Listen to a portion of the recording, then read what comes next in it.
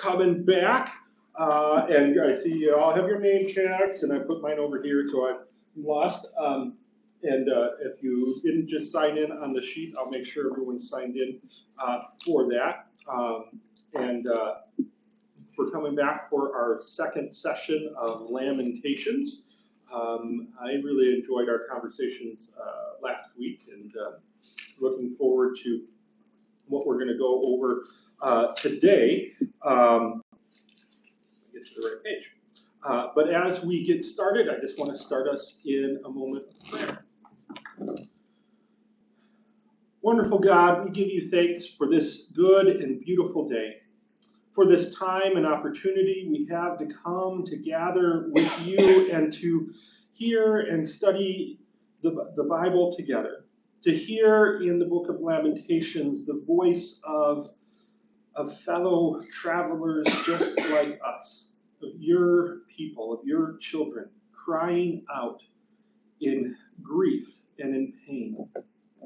God, we pray that as we study your word, that we'll be open to what we can learn, how we can grow closer to you and one another. In your name we pray, amen. All right. So before we get, as we get going today, last time I had shared a contemporary song of lamentation of Wonderful from the band Everclear, and I asked if anyone wanted to bring a favorite song or poem or art of lament, and I brought another one of my favorites too. So just wanted, does anyone have anything that they want to share? Donna? Yeah, this is by Ren Collective. It's a song called Weep With Me. So okay. I just wrote the words down so you don't have to listen to it. All right. Weep with me, Lord, will you weep with me? I don't need answers. All I need is to know that you care for me. Hear my plea. Are you even listening? Lord, I will wrestle with your heart, but I won't let you go. You know I believe. Help my unbelief. Yet I will praise you. Yet I will sing of your name. Here in the shadows, here I will offer my praise. What's true in the light is still true in the dark. You're good and you're kind and you care for this heart. Lord, I believe. You weep with me. Part the seas, Lord, make a way for me here in the midst of my lament. I have faith, yes, I still believe that you love me. Your plans are to prosper me. You're working everything for good, even when I can't see. Then he does that, yet you know I believe it, yet help my unbelief.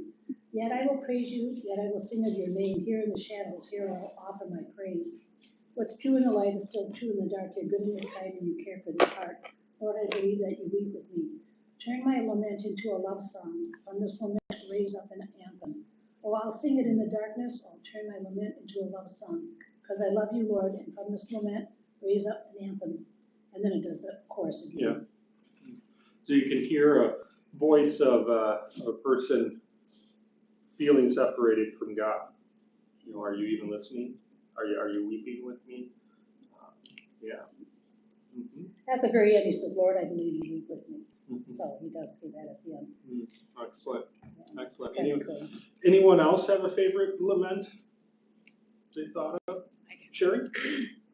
Well, I got two of them. Mm-hmm. One of them is a song that Eric Clapton sang when he had a 4-year-old son who fell out of 53rd floor window. Mm-hmm. Of course, he did not survive. So I'll just, the first stanza, would you know my name if I saw you in heaven? Would it be the same if I saw you in heaven? So that's that song. Tears in Heaven by Eric. Yeah, Tears in Heaven, yeah. Song. Yeah, really sad. The other song, I'll just tell you about it, but it was in the show Hamilton, and it's with Alexander Hamilton, and it's the same thing. His son was killed too in a duel, and the song is it's Quiet Uptown, and he and his wife are trying to, the lyrics are, this is an unimaginable thing that has happened. They have to deal with this death of their son. Mm-hmm. They're both really pretty songs. Or you go through the unimaginable. Yeah. Mm-hmm. Thank you. Yeah, those are great examples. Anyone else? Songs? I just kept thinking of the song "Where Have All the Flowers Gone." Oh, yeah, Joe Mitchell, yeah. Vietnam, but that, I don't know. That's the one that I kept trying to find something else, but that's the one that just kept coming back. Mm-hmm. Mm-hmm. Yeah. And the soldiers are gone, the girls are gone. Gone to graveyards, everyone. Yeah. Yeah, powerful songs. The one I chose to bring is called "The North Country Blues" by Bob Dylan. And growing up on the shores of Lake Superior, this song just always resonated to me. It says, "Come gather round, friends, and I'll tell you a tale of when the red iron ore pits ran plenty. But cardboard fills the windows, and old men on the benches tell you now that the whole town is empty.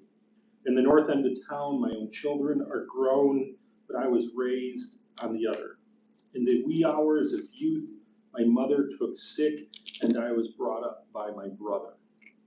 The iron ore poured as the years passed by, the drag lines and the shovels, they were a-hummin', till one day my brother failed to come home, the same as my father before him." And it goes on to describe, as you hear that it's actually a woman, Bob Dylan's distinctive voice, but he's singing in the point of view of a woman leaving school early to get married to a miner. It tells the story of the rise and fall of Hibbing, Minnesota, which is Bob Dylan's hometown. But he shares this song about how the mining economy, how number one, people, oh, come on in, Mary. It's Mary Lou, right? Or just Mary? Which one do you prefer? All right. Mary Louise. Mary Louise, all right. Come on in, I'll get you something here. We're just getting going. And sorry, I missed last week, and I'm late this week. All right. So. Well, that is okay. I'll catch you up quick.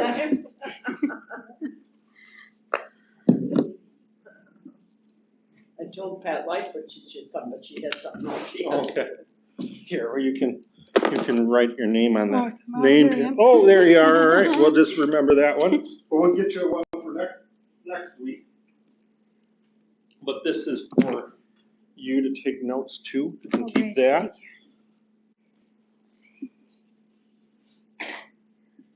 So, Mary, what we were doing is last week we learned about what lamentations or laments were, a passionate expression of grief and pain. We learned some of the history of the kingdoms of Israel, and which of where the book of Lamentation comes out of in the destruction of Jerusalem and the destruction of the temple by the Babylonians in the beginning during the Babylonian exile of the southern kingdom of Judah. And that's where these were coming from. We also heard last week some contemporary expressions of lament, and then we were just sharing, invited everyone to bring an example of a lamentation from a song, a poem, something that connects or resonates with them. And I was just sharing one of my favorite from Bob Dylan. So Okay. that catches you up. Right, thank you. But I've never had an overview of the beginnings of, like we did last week. That was wonderful. Oh, good. And you can catch that on YouTube. We can help you find that if you want to hear last week's session. But the song goes on to show the decline of the town, of her husband dying, of her children moving away because there was nothing to leave them, as the whole town rots like the iron left in the earth because it was too expensive. So it's just a song of a powerful lament of a community. So today, we're going to, just like last week, I'm going to read us a chapter of the book of Lamentations, and then we'll kind of explore a little bit more some questions about what's going on in what we hear, but also explore why lament, why lamentations in our discussions here. So we'll do that.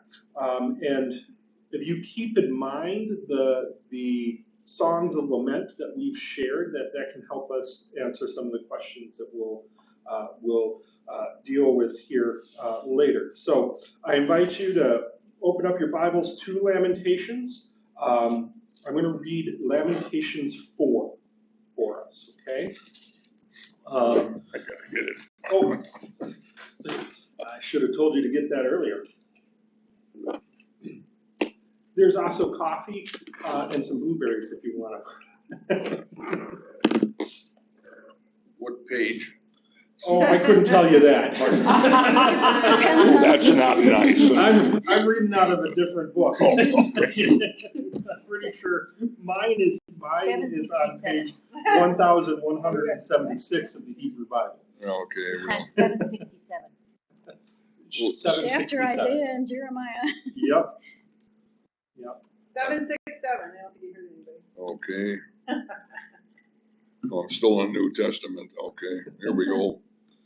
Just a reminder, as we did talk about last week, is often the authorship of Lamentations is attributed to Jeremiah, the prophet Jeremiah, but there's really no evidence of that. And as we explored, like when we read Lamentations 1, Shawnee, you pointed right away that this really sounds like a woman who is saying this, who's writing this. That we don't know who wrote these.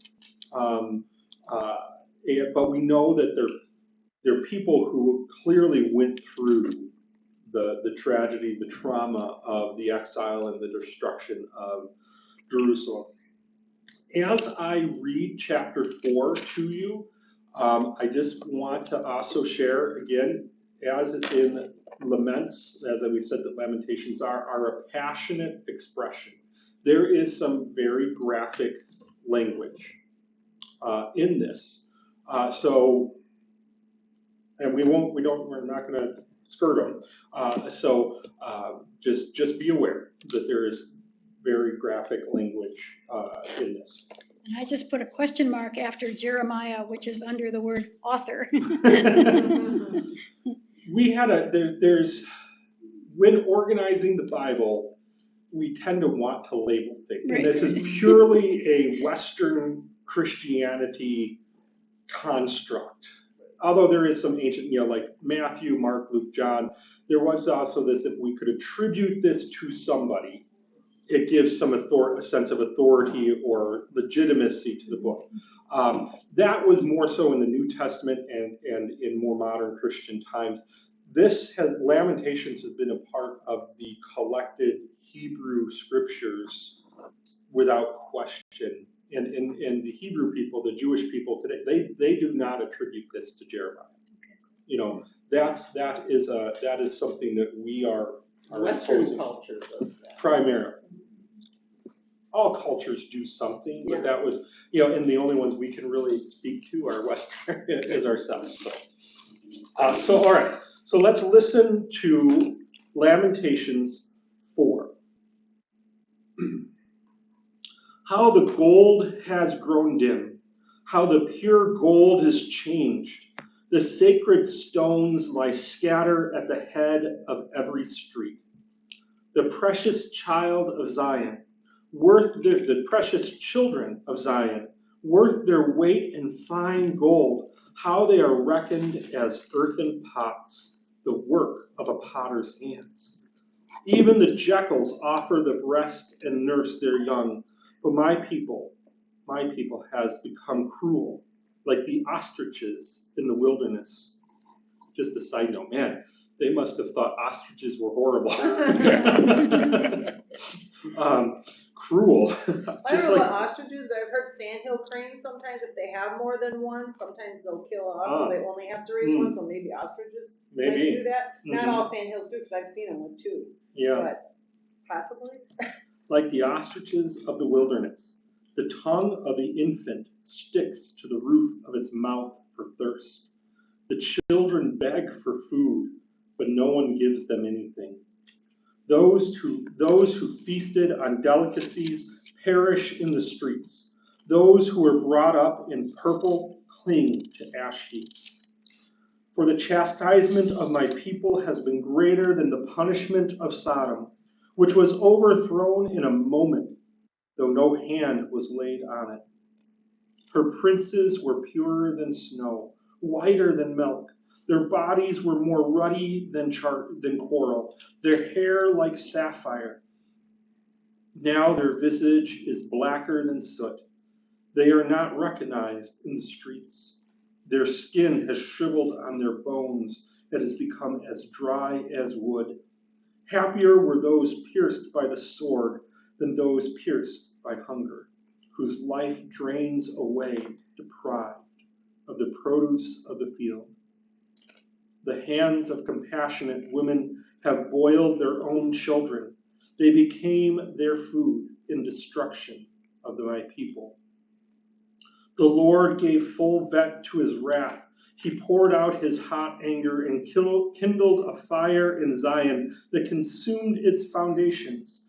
The kings of the earth did not believe, nor did any of the inhabitants of the world that foe or enemy could enter the gates of Jerusalem. It was for the sins of her prophets, the iniquities of her priests, who shed the blood of the righteous in the midst of her. Blindly they wandered through the streets so defiled with blood that no one was able to touch their garments. Away, unclean, people shouted at them. Away, away, do not touch. So they became fugitives and wanderers. It was said among the nations, they shall stay here no longer. The Lord himself has scattered them. He will regard them no more. No honor was shown to the priests, no favor to the elders. Our eyes failed, ever watching vainly for help. We were watching eagerly for a nation that could not save. They dogged our steps so that we could not walk in our streets. Our end drew near, our days were numbered, for our end had come. Our pursuers were swifter than eagles in the heavens. They chased us down on the mountains. They lay in wait for us in the wilderness. The Lord's anointed, the breath of our life, was taken in their pits. The one of whom we said, under his shadow we shall live among the nations. Rejoice and be glad, O daughter Edom, you that live in the land of Uz, but to you also the cup shall pass. You shall be drunk and strip yourself bare. The punishment of your iniquity, O daughter Zion, is accomplished. He will keep you in exile no longer, but your iniquity, O daughter Edom, he will punish and uncover your sin. What are some things that you notice in that song of lament? They cooked his children. Yeah, I'd say that one got me the most too. While there is no, I am not aware of, or they have not widely published. What we do know, there's reasons to believe this is a song of lament that comes out of the siege of Jerusalem. Okay, as I mentioned somewhat last time, Jerusalem is kind of is high ground. It's a good strategic place. It would be hard for ancient armies to conquer, especially once it had defenses. It's a defendable position. So the Babylonians had to besiege it. And it was not a short siege. So you remember your history classes, sieges, they basically, you cut everything off from the city. And so whatever, nothing's getting in and nothing gets out. So, the city can't produce food for the number of people that are living in it. So food goes. Well, like COVID at the beginning, when they couldn't get anything in the stores. Mm-hmm. I mean, kind of experienced a little bit of that. Mm-hmm. Mm-hmm. Look what happened, We couldn't get toilet paper, you couldn't get a lot of foods. Yeah. What's happening in Gaza now, or any place of war, violence disrupts those kinds of distribution of food and necessities for life. But does it give you a sense of, as these things, like the prophet Ezekiel talks about people trying to dig through, crawl through, tunnel through the wall to escape the city. About how their fingers are torn raw and bloody, trying to flee God's wrath. But you hear then this other, this voice talking about a mother not even being able to nurse her child. And did the people of Jerusalem succumb to cannibalism? We don't know for sure, but she's kind of, again, I think this is a voice of a woman crying, singing this out. That's the worst desperation I can ever imagine. I think I'd rather die and feed my children to me than me kill them to eat them. Right. Man? Well, what if your child dies? Yeah. Well, like they did in Donner's Pass. Yeah. I can see why we don't study this. So Sue said, you can see why we don't study this very often. This isn't. Is there anything uplifting about this? No. Well, I do have a question. Sure. They're referred to a number of times, the daughters of Edom and the daughters of Zion. What is that? What does it mean, or who is the author referring to? So Zion is a reference to Jerusalem and the holy city, where the temple is. Edom is, the Israelite people have not just stayed in the confines of the Mediterranean Sea in the area around the Jordan River. And we know that Abraham, the father of the people of Israel, comes from Babylon, comes from the city of Ur, over by the Tigris and Euphrates River, modern day Iraq and Iran area, where Uz and Edom would have been. And so there was some connection, there was some, colony or a splinter group of people, of Israelite people over in that area, and a reference to this, they're not going to last. Yeah. It could also, I did also see that this could also refer to how, when we mentioned the northern kingdom was taken over by the Syrian Empire, that they brought people in, and they did take some people out. So that might have been part of, associated with that, for that. So that's a good question. Yeah. So that was a group of people over. I also wonder if it's not also a later addition. Okay. Weren't they probably songs that were sung for generations before they were written down? I would imagine that these were probably songs. These were probably poems, just like why we're, so often we find lamentations written as songs, as music. Mm-hmm. There's something passionate about being able to communicate that in music that way. Okay. Other questions about what we might read here? Well, this is not a question, it's just an observation that in what you read, they were boiling their children, or however it was stated, and in the Jewish faith, cannibalism is an absolute no. In most cultures, it is. Yeah, and so either things must have been pretty miserable, or it's just a emotional exaggeration, but you can go either way on that statement. Yeah, you'd have to, if you're an unveiled reference to cannibalism, would have to signify a really horrendous situation. Did you all catch that it isn't just the poor who are suffering? Right. Yeah. People in purple. The people, those who feasted on delicacies, the rich and the wealthy. Those who were brought up in purple, the royal and the high class, the nobility, now cling to ash heaps.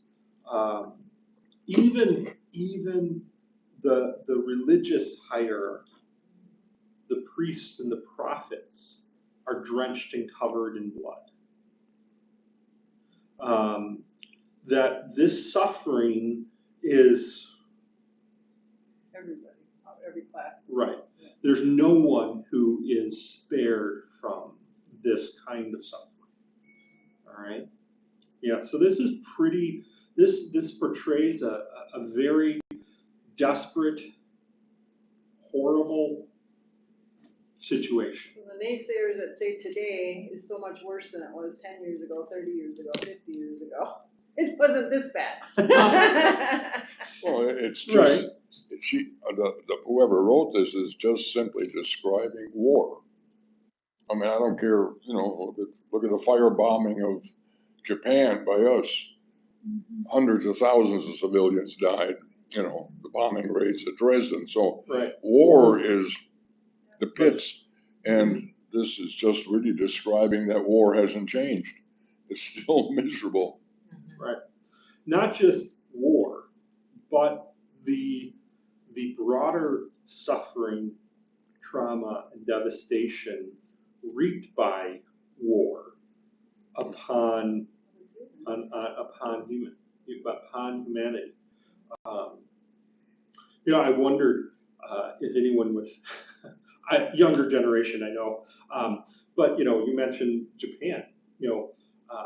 Do you know that there was two things that happened that forever changed the expression of Japanese art? Bomb. Hiroshima and Nagasaki forever changed the expression of Japanese culture and art and brought about things like Godzilla. Godzilla, the story of Godzilla is the Japanese people trying to make sense of how entire cities were leveled and destroyed. Hundreds of thousands of people killed in an instant. That's, so, the way in which we, kind of brings up the transition us to the question that I want to lift of why is lamenting, why is Lamentations good, or is it good? You're having a bad day, that sounds worse, is what I'm saying. All right. Yeah. No, it's not as bad as that. I think when something bad happens, it's kind of therapeutic to talk about it, rather than to keep it inside of yourself. For sure. Feel those feelings. Yeah. So lamenting is a way of,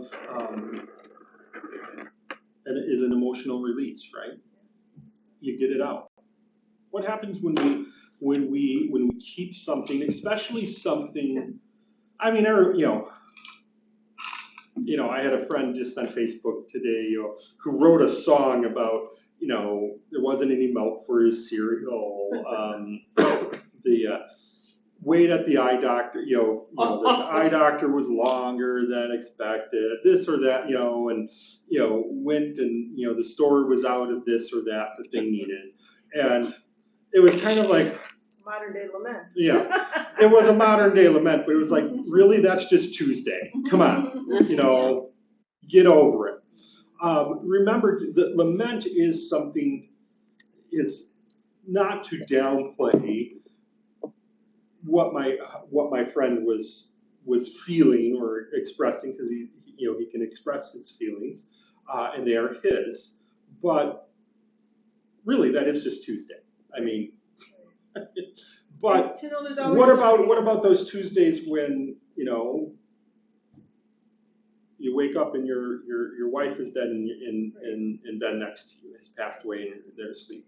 What about those Tuesdays that you get a call from a collection agency? What about those Tuesdays that something blindsides you? Changes the world. Is there a difference between an expression of lament of something significant or just voicing complaining about a bad day? Are they the same thing? This is a lot worse than a bad day. Lamenting it might be, but and then when you put, is it a release for the person that's feeling that to write something? Right, yeah. Yeah, I mean, I would never choose to reread it if I didn't have to. Okay, good. But our typical Tuesday woes, we might want to call them laments, but they're really more gripes.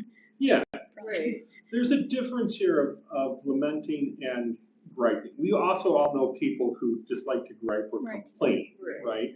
right? And we often dismiss that, of people who are just pessimistic, All don't the want time, to be yeah, versus happy just need to all voice the it. time, just always have something to complain about, okay?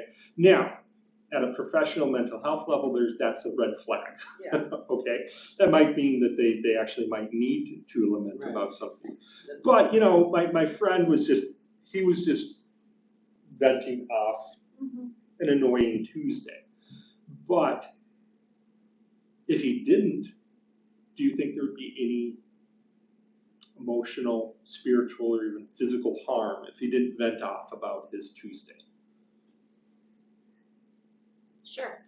I would say because if you don't tend to vent and release even like the anxiety with what your friend was expecting, could lead to, say, body pains, body aches. Yeah.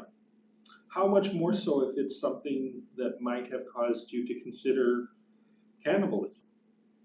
Or Levels, something that it's would- not one's yeah. more important than the other, and some are deeper than the other, Mhm. maybe. Yeah. So it's good to always vent out those emotions. We know that if we don't express the emotions that we're feeling, especially strong emotions, and especially if there's trauma associated with these things. Now, my friend would be the first one to tell you he was not traumatized by any of those experiences, but It felt good to get it out. it felt good to get it out. Yeah.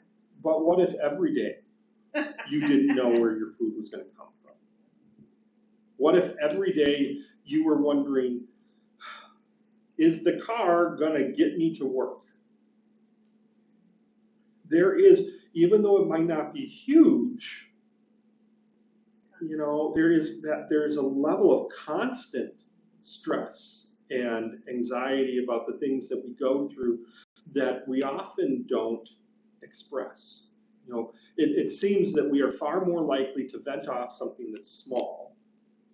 The milk was gone for the cereal, compared to some of those ongoing or more significant, deeper traumas. And we know that those have profound mental, emotional, and physical and spiritual effects on our bodies, right? So often you hear commented of Second World War soldiers and probably Vietnam too, that they wouldn't talk about it. Mm-hmm. That they didn't, and again, probably they didn't want to deal with going through that emotion again. Mm-hmm. Yeah, today we describe a lot of that as post-traumatic stress syndrome. Yep.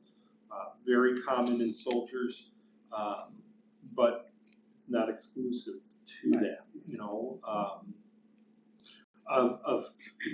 do have this nature of, if it's significant, we tend to hold on to it. We tend to not express it. I think Sue had a good point about writing, because I think that's another form of releasing it. Another form of therapy is to write down what it is that you're worried or upset about or sad about. Exactly. So the practice of writing a lament can be healing, right? What's the first thing, if we're most everyone's familiar with groups like AA or Narcotics Anonymous, of what's the first thing you have to do? You have to admit you have a problem. In terms of lament, this can be the first time that a person is voicing that they have been hurt, that they've gone through an incredibly traumatic experience. That's what the creator of Godzilla was trying to do, was trying to make sense of that traumatic experience. So those songs, pieces of artwork, trying to say, I've been hurt, and this is what has hurt me. So lament can be a way for us to begin to express, release, acknowledge that we've been hurt in our lives. Donna, your song that you shared by Ren Collective was an expression of being hurt by God. Their hurt was, this sense of abandonment. It echoes Jesus's words on the cross, my God, why have you forsaken me? This Lamentations 4 is clearly an expression of someone who somehow, maybe she didn't survive. Maybe just her words survived the siege of Jerusalem. Think of the Diary of Anne Frank. She did not survive the Holocaust, but we can hear her lament in her as a young girl's diary, journal entries. So it can be very, very important for an individual to be able to express hurt and pain and what they've gone through, and acknowledge the pain that they've experienced.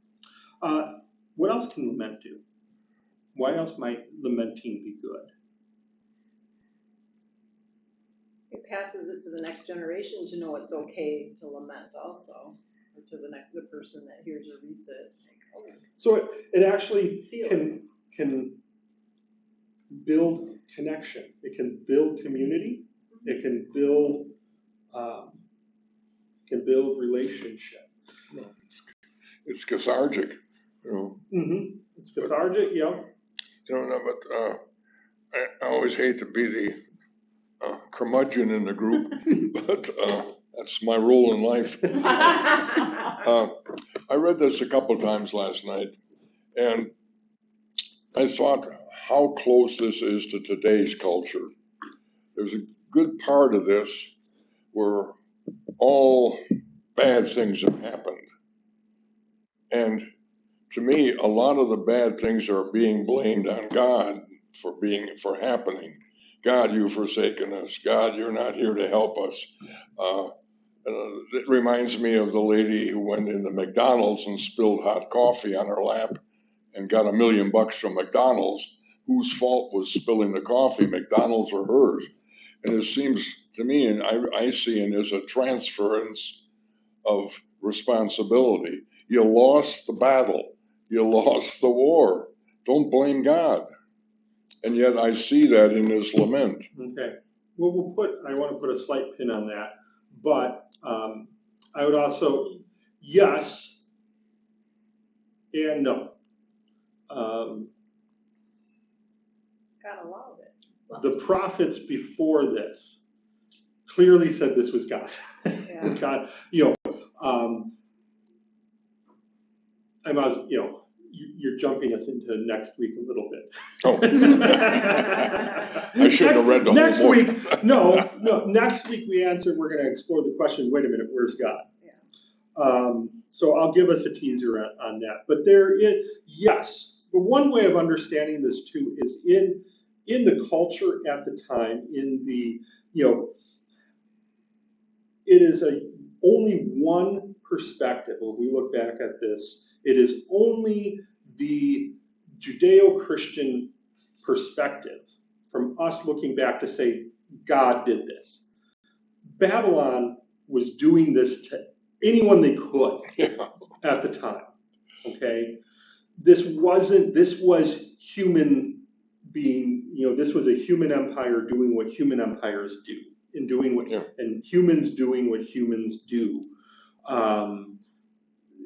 Throughout our human civilization, which has been repeated, is being repeated to this very day. It's what Israel is doing to Gaza. It's what Russia is doing to Ukraine. It's what the Houthi did to the Tutu in Zimbabwe, and in Rwanda, and it's what we've done to the Native Americans, what the United States did to the Native Americans. It's what British did to India. It's what we've done. I'm bigger, I'm stronger, I've got the better weapon, and you're mine now. You know, we're just gonna do what we want because we can. For the people at the time culturally, the only way to make sense of that would be to say that God had done this. Okay? And I'll get to more of that. So you're not wrong. And today, we would not culturally or even in our faith perspective say that this is God's doing. But we'll get to that. But we blame someone else. Oh, that still is a human tendency as well. I thought of another reason why. One time, I was in this club and this man came to our meeting and he told us how he lost $10,000 through a scam like you guys were talking about. Mhm. Well, he was telling us, this is an intelligent scientist man. He lost $10,000 because they called him up, said he had to get his grandson out of jail. His grandson wasn't in jail, so whatever. And he cried when he was telling us. And I think it was a release for him, but it was a warning to us. Don't let this happen to you. It was a warning to all of us sitting there. And maybe could this be a warning? This, what they're saying here? I don't know. Yes. It could be a warning of bad things are going to happen. But to a little bit of, to what John was there too, of this wasn't preventable. Okay? Absolutely, we can learn, like I said, this can build lamentation can build relationship because it actually fosters and encourages connection and relatability. And when we can relate to each other, we can learn and grow with each other. It's one of the great things about humanity, that when we actually truly connect, we become more than just the sum of individuals. That when we as human beings really gather and are together, we've shown that there's pretty much nothing that we can't accomplish, both in horrible things like developing an atomic bomb or being able to put a human being on the moon, and without calculators. And now they question whether they went to the moon or not. Right. But so lament actually can really foster connection and relationship because it builds empathy. When you hear the suffering and the pain of someone else, it resonates because we've all experienced. Now, have I experienced the pain of a horrid siege like that? No. But I've experienced the nightmare of being a parent and feeling the weight and the responsibility of needing to care for children and the abject fear of what if I couldn't. Well, and on that connection level, the people that have lost children can connect with each other on a deeper level than some of us that have had the fear that we were going to lose a child but haven't actually lost a child. So that communicating connection can be even deeper. And when you hear someone else voicing, this horrible thing happened to me, it might give you the strength to be able to say, this horrible thing happened to me. Maybe it wasn't as horrible as yours, but something horrible did happen to me. And your expression of pain touches my pain. And I have a connection there, right? It connects that empathy. One of the worst things in human society is right now is apathy. That just, I don't care. We don't care. And we don't care about each other. We don't care about what's happening, on the other side of the planet because we have no concept of that. But hearing songs of lament can help us connect and say, oh, their suffering is touches my suffering. So it can build those connections and can build relationship. and I'm looking at my notes here too, Sherry, I did, it creates solutions. Like you said, warnings. Oh, maybe we shouldn't get in that situation again, or maybe we should be more aware of things. It also passes culture. So the part of Jewish culture today is to remember the laments of the past. And we've gone through this. This is what has happened to us. And we can claim this, and we can express this. And we are here today in spite of that. There's lots of ways that lamenting can be beneficial for us as individuals, for us as culture. Think of any of your contemporary or modern examples of songs of lament, like my song, the one that I chose, Bob Dylan's North Country Blues. Any town, any person, community going through Rhinelander right now. right, yeah, going through economic destruction and displacement, could relate to that, could find in those words a story that echoes their own. Eric Clapton's Tears in Heaven. Yeah. Tragic death of a child. How it's horrible. All of these songs of lament, poems of lament, helps us connect to each other as people. And so that's one of the most powerful reasons for it. So as I said, though, it does lead us to the question, okay, where is ultimately God in this? Because as John pointed out, as we read this, God does not sound very good here, does he? Is there? He needs PR work. Right. So, and to remember, Lamentations, again, is a unique book in the Bible because this is all written in the human voice. This is not God speaking. There is not a dialogue happening between God and humanity. This is the lament of human beings, of men and women just like us, passionately expressing their pain and their grief.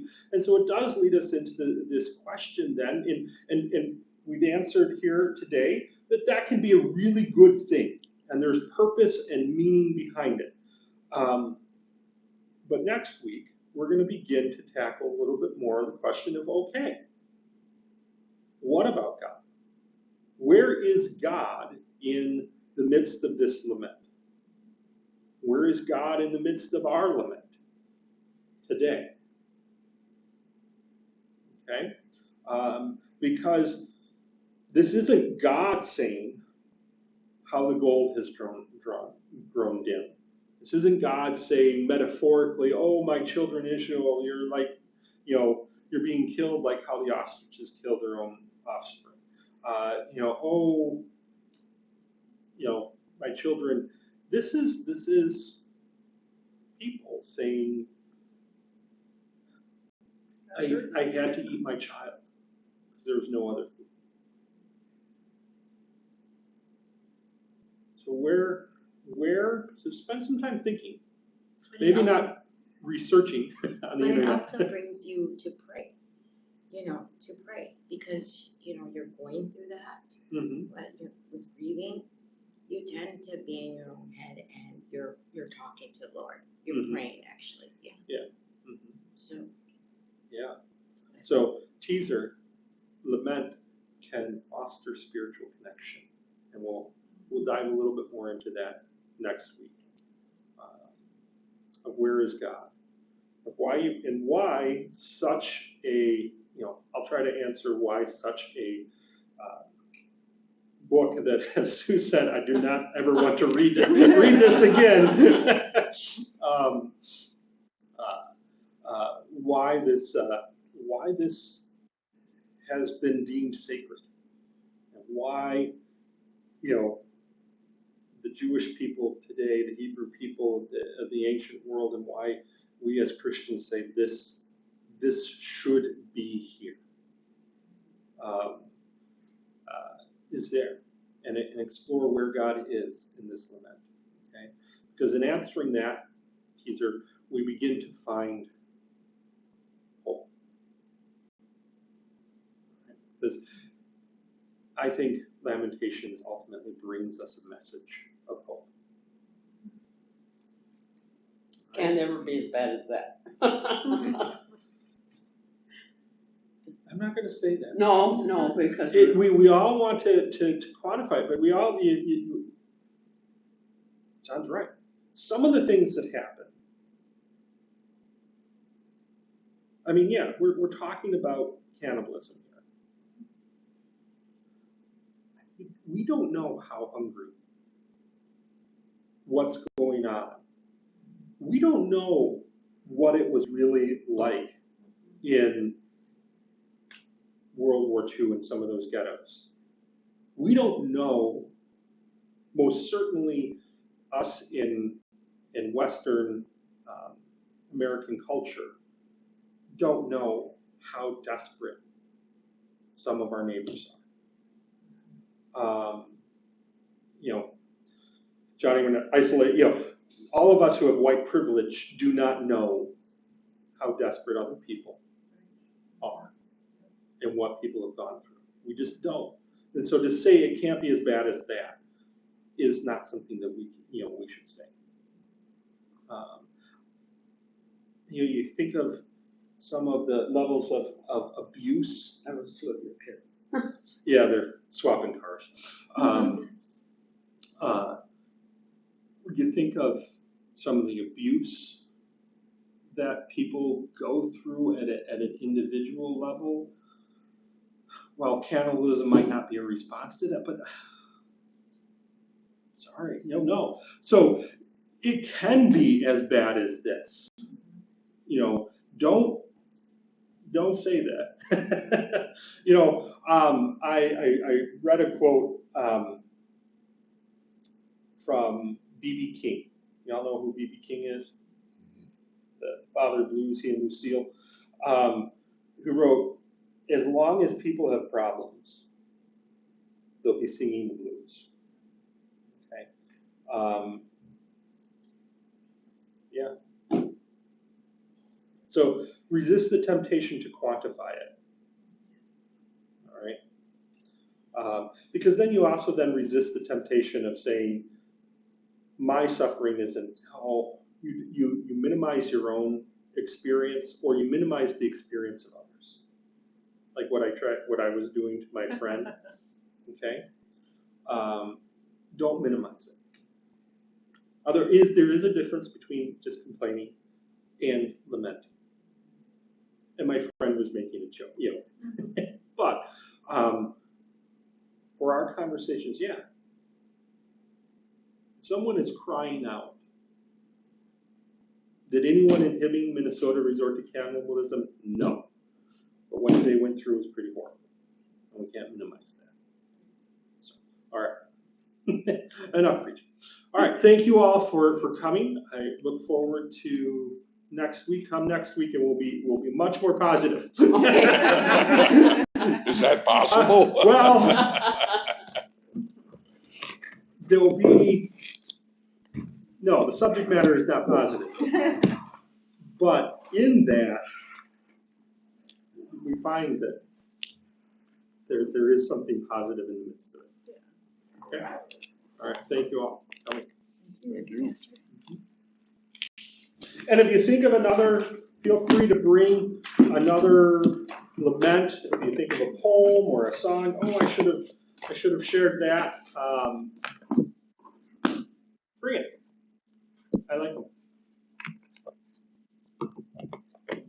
Thank you all for coming. Have a great day and a great week. Does John have a problem with the sheet now because of his scene with the key? Yeah. Because of the Yeah, level. because of the cerebral palsy. Yeah. Oh, that, and then